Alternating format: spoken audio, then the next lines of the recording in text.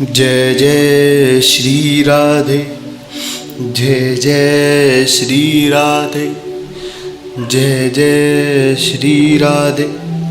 श्रीमद् भागवत महाकथ्य तीसरा अध्याय, भक्ति के कष्ट की निवृत्ति। नारद जी कहते हैं, अब मैं भक्ति, ज्ञान और वैराग्य को स्थापित करने के लिए प्रत्येक पूर्व श्री शुक्लदेव जी से कहते हुए भागवत शास्त्र की कथा द्वारा उज्जवल ज्ञान यज्ञ करूँगा। यह यज्ञ मुझे कहाँ करना चाहिए, आप इसके लिए कोई स्थान बता दीजिए।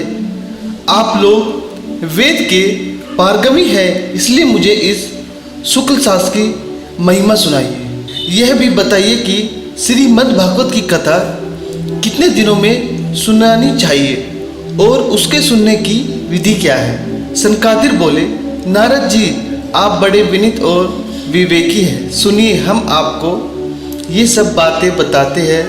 हरि के पास आनंद नामक का घाट है, वहाँ अनेकों ऋषि रहते हैं तथा देवता और सिद्ध लोग भी उसका सेवन कर रहे हैं। भली भांति के वृक्ष और लताओं के कारण वह बड़ा संगन है और वहाँ बड़ी कोमल नवीन बालू बिछी हुई है।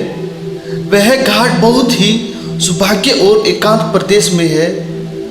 वहाँ हर समय सुनहले कोमलों की सुगंध आती है। इसके आसपास रहने वाले सिंह, हाथी आदि परस्पर विरोधी जैविक के चित्त के भी वैभव नहीं है। वहाँ आप बिना किसी विशेष प्रत्यक्ष के ही ज्ञान यज्ञ आरंभ कर दीजिए। उस स्थान पर कथा में अपूर्ण रस का उदय होगा। भक्ति भी अपनी आंखों के ही सामने निर्बल और जराजीर्ण अवस्था में पड़े हुए ज्ञान और वैराग्य के साथ वहां आ जाएगी, क्योंकि जहां भी श्रीमद् भागवत कथा होती है वहां ये भक्ति आदि अपने आप पहुंच जाते हैं। वहां कानों में कथाएं शब्द पढ़ने से ही तीनों तुरंत हो जाएंगे। सूत जी कहते हैं, इस प्रकार कहकर नारद जी के साथ सनकादि श्रीमद् भागवत कथा का पान करने के समय वे तट पर पहुंचे। भूलोक, देवलोक और ब्राह्मण लोग सभी जगह इस कथा हल्ला हो गया। जो भागवत कथा के रसिक विष्णु भक्त थे वे सभी श्रीमद् भागवत का पान करने के लिए सबसे आगे आगे दौड़ने लगे। भृणु, विशिष्ट, च्यवन, गौतम, मेघातिथि, देवल, देवराज, परशुराम, विश्वामित्र, शासक, मार्कंडे, दत्रेय, पिपलाद, योगेश्वर व्यास और पराशम, छायाशुल्क, जजली, जधु आदि सभी प्रधान मुनि गण अपने अपने पुत्र, शिष्य, ऋषियों समेत बड़े प्रेम से वहां आए। इनके सिवा वेद, वेदांत, उपनिषद, मंत्र, तंत्र, सहस्त्र पुराण और छहों शास्त्र भी मणिहित होकर वहां उपस्थित हुए। गढ़ा आदि नदियां, पुष्कर आदि सरोवर, कुरुक्षेत्र आदि समस्त क्षेत्र, सारी दिशाएं, दंड आदि वन, हिमालय आदि वृक्ष, पर्वत, देव, गर्भ और दान आदि सभी कथाएं सुनने चले गए। जो लोग अपने गौरव के कारण नहीं गए, महर्षि भगवत उन्हें समझा बुझाकर ले आए। तब कथा सुनने के लिए दीक्षित होकर श्री कृष्ण प्राणायाम संकादित नारद जी दिए हुए श्रेष्ठ आसन पर विराजमान हुए। उस समय सभी श्रोताओं ने अपनी वंदना की। श्रोताओं में वैष्णव, वितरक, सन्यासी और ब्रह्मचारी लोग आगे बैठे और उन सबके आगे नारद जी विराजमान हुए। एक और ऋषिगण और एक और देवता और एक और वेद और उपनिषद तथा एक और तिथि बैठे और दूसरी ओर स्त्रियां बैठी। उस समय सब और जब जय जयकार, नमस्कार और शत्रु शब्द होने लगा, अबीर, गुलाल, खील एवं फूलों की खुश वर्षा होने लगी। कोई सर्वश्रेष्ठ तो विमानों पर चढ़कर वहां बैठे हुए सब लोगों पर कलवृक्ष से पुष्पी की वर्षा करने लगे। सूत जी कहते हैं, इस प्रकार पूजा समाप्त होने पर जब सब लोग एकाग्रचित हो गए, तब सनकादि ऋषि मुनि महात्मा नारद जी श्रीमद् भागवत महात्मा स्पष्ट करने के सुनाने लगे। तो नारद जी ने कहा, अब हम सब आपको इस भागवत शास्त्र की महिमा सुनाते हैं। इससे श्रवण मास से मुक्ति हाथ लग जाती है। श्रीमद् भागवत कथा की कथा सदा सर्वस सेवन आसन करनी चाहिए। इसके श्रावण मास में श्री हरिहृदय में विराजमान है। इस ग्रंथ में 8000 श्लोक है और 12 स्कंद है तथा श्री शुक्लदेव और राजा परीक्षित संवाद है। आप यह भागवत साथ ध्यान देकर सुनिए। यह जीव अभी तक अज्ञानवश इस संसार चक्र में भटकता है। जब तक क्षण भर के लिए भी कानों में एक शुद्ध शास्त्रीय कथा नहीं पड़ती, बहुत से शास्त्र और पुराण सुनने से क्या लाभ है। इससे तो व्यवस्था का भ्रम पड़ता है। देने के लिए तो एकमात्र भागवत साथ ही गर्ज है। जिस घर में नित्य श्रीमद् भागवत कथा होती है वह तीर्थ रूप हो जाता है और जो लोग इसमें रहते हैं उनके सारे पाप नष्ट हो जाते हैं। हजारों अमृत और सैकड़ों वाजपेयी यज्ञ यह शुक्ल शास्त्र की कथा का 16वां अंश भी नहीं हो सकते।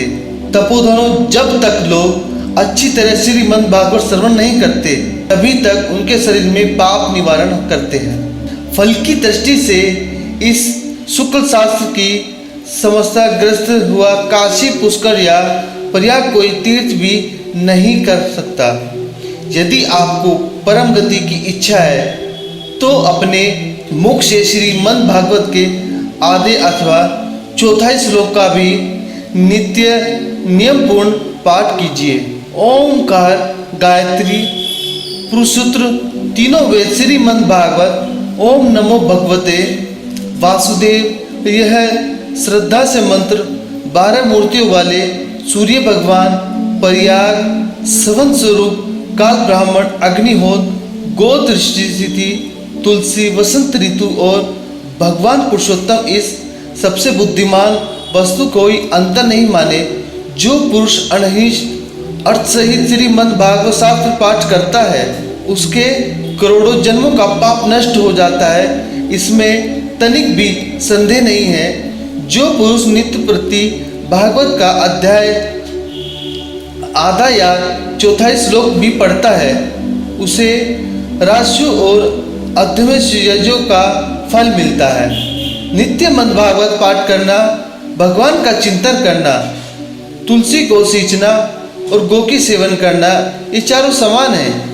जो पुरुष अत्यंत समय में श्रीमद् भागवत का वाक्य सुन लेता है उस पर प्रसन्न होकर भगवान उसे वैकुंठ धाम देते हैं और जो पुरुष इसके सुनने से निहासन कर रखता है, विष्णु दान करता है, वह अवश्य ही भागवत का संयुक्त प्राप्त करता है। जिस जिसने अपनी सारी आयु में चित्त को एवं एकादश श्रीमद् भागवत थोड़ा सा भी रसस्वादा नहीं किया उसे तो अपना सारा जन्म चंडाल और गधे के समान व्यर्थ ही गवा दिया। वह तो अपने माता को परम पीड़ा पहुंचाने के लिए उत्पन्न हुआ जिनसे इस शुक्ल शास्त्र के थोड़े से भी वचन नहीं सुने। वह पापात्मा तो जीता हुआ ही मुकंदे के समान है। पृथ्वी के भारत स्वरूप उस सचतुष्ट मनुष्य को अधिकार है तो श्लोक के देवता प्रधान इंद्रदाति कहा करते हैं। संसार में श्रीमद् भागवत कथा का मिलन अवश्य ही कठिन है। जब करोड़ों जन्मों का पुण्य होता है तब इसी प्राप्ति होती है। नारद जी, आप बड़े ही बुद्धिमान और योग निधि है। आप प्रत्यक्ष पूर्व कथा का श्रवण कीजिए। इससे सुनने के लिए दिनांक कोई नियम नहीं है। इसे तो सर्वा ही सुनना अच्छा है। इसे सत्य भाषण और ब्रह्म पालन पूर्वक सर्वदा की सुनाना श्रेष्ठ माना गया है, किंतु कलयुग में ऐसा होना कठिन है। इसलिए इसकी शुक्लदेव जी ने विशेष विधि बताई है। वह ज्ञान देना चाहिए। कलयुग में बहुत दिनांतर जिनकी वृत्तियों की वश में रहना, नियमों में बंधे रहना और पुष्ट पुष्काकर के लिए दीक्षित कार्य करना कठिन है। इसलिए सप्ताह शरण की विधि श्रद्धा पूर्वक कभी भी श्रवण करने से अथवा मध्यमम में श्रवण करने को जो फल होता है वही फल श्री शुक्लदेव जी ने सप्ताह श्रवण में निर्धारण किया है।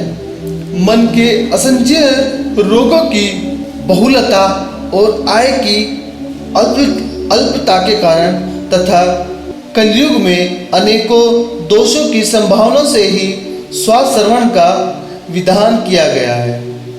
जो फल तप योग और समाधि से भी प्राप्त नहीं हो सकता वह सर्वाडूप रूप में सप्ताह श्रवण में सहमजे ही मिल जाता है। सप्ताह श्रवण यज्ञ से बढ़कर है, व्रत से बढ़कर ही, तप से कहीं बढ़कर है, तीर्थ सेवन से तो सदा ही बड़ा होता है, योग से बढ़कर है, जहाँ तक कि ध्यान और ज्ञान से भी बढ़कर है। अर्जी इसकी विशेषता कहाँ तक वर्णन करे, यह तो सभी में बढ़कर है। सोनकर जी ने पूछा, सूत जी यह तो आपने बड़े आश्चर्य की बात कही। आश्चर्य की यह भगवान पुराण योगवेता ब्राह्मण जी के भी अधिकारण श्री नारद स्वरूप करता है, परंतु यह मोक्ष प्राप्ति में ज्ञानी तभी साधनों का तिरस्कार करके इस युग में उनसे भी कैसे बढ़ा। सूत जी ने कहा, अरे शोक जी, यह भगवान श्री कृष्ण इस धर्माधर्म छोड़कर अपने नित्य धर्मों को जानने लगे। तब उनके मुरादी विजन से एकादशा स्कंदना ज्ञानेश प्रेष सुनकर भी वृद्ध जी ने पूछे।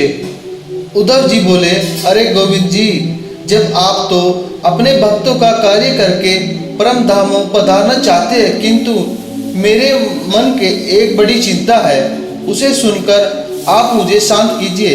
अब घोर कलिकाल आया है, समझ ले, इसलिए संसार में भी अनेकों दृष्ट प्रकट हो जाएंगे। उनके समग्र तब अनेकों सत्य पुरुष भी उम्र प्रकृति हो जाएगा। तब उनसे भापरे दबाकर यह गोपणी पृथ्वी किसी की शरण में जाएगी। कमल यज्ञ मुझे तो अपनों छोड़कर इसकी रक्षा करने वाला कोई दूसरा नहीं दिखाई देता, इसलिए भक्त वत्सल आप साधुओं पर कृपा करके यहाँ से मत जाइए। भगवान आपसे निराकर और चिंत्र मात्र होकर भी भक्तों के लिए ही यह सद्गुण रूप धारण किया है।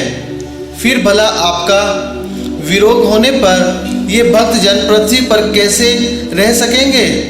निर्गुणों से बड़ा कष्ट है, इसलिए कुछ और विचार कीजिए। प्रभ्या क्षेत्र में उद्धव जी के ये वचन सुनकर भगवान सोचने लगे कि भक्तों के आलम्बन के लिए मुझे क्या व्यवस्था करनी चाहिए। शोक जी तब भगवान अपनी सारी शक्ति भागवत में रख दी, वे अदांत होकर भागवत समुद्र में प्रवेश कर गए। इसलिए यह भगवान की साक्षात शब्दमय मूर्ति है। इसे सेवन श्रवण पाठ अथवा दर्शन से ही मनुष्य सारे पाप नष्ट हो जाते हैं। इसी से इसका साप्ताहिक श्रवण सबसे बढ़कर माना गया है और कलयुग में तो अन्य सब साधनों को छोड़कर यहाँ प्रधान धर्म बताया गया है। कलयुग में ही यही ऐसा धर्म है जो दुख दृष्टि दुर्भाग्य और पापों की सफाई करता है तथा काम क्रोधित तत्वों पर विजय दिलाता है। अन्यथा भगवान की इस माया से पीछा छुड़ाने देवताओं के लिए भी कठिन है। मनुष्य तो इसे छोड़कर ही कैसे रह सकते हैं। अतः इससे छूटने के लिए ही साप्ताहिक श्रवण का विधा किया गया है। सूत जी कहते हैं, अरे शोक जी, जिस समय जनिक मुनीश्वर इस प्रकार साप्ताहिक श्रवण की महिमा का बखान कर रहे थे, उस समय उस सभा में एक बड़ा आश्चर्य हुआ। उसे मैं तुम्हें बताता हूँ, सुनो। वहाँ तरुणा व्यवस्था को प्राप्त हुए अपने दोनों पुत्रों के लिए विरुद्ध प्रेमा भक्ति बार बार श्री कृष्ण गोविंद हरे मुरारी, हे नाथ नारायणी वासुदेव आदि भगवा मंत्र का उच्चारण करती हुई अपास्पृष्ट हो गई। तभी सदियों ने देखा कि परम सुंदरी भक्ति रानी भागवत के अर्थों का आभूषण पहनने वहां पधारी। मुनियों की उसी सभा में सभी तर्क वितर्क करने लगे कि ये यहाँ कैसे आई, कैसे विशिष्ट हुई। तब सनकादिक ने कहा, ये भक्ति देवी अभी अभी कथा के अर्थ से निकली है। उनके ये वचन सुनकर भक्ति ने अपने पुत्रों समेत अत्यंत विनम्र होकर संत कुमार जैसे कहा। भक्ति बोली, मैं कलयुग में नष्ट प्राय हो गई थी, आपके कथामत से सींचकर मुझे फिर पुष्ट किया।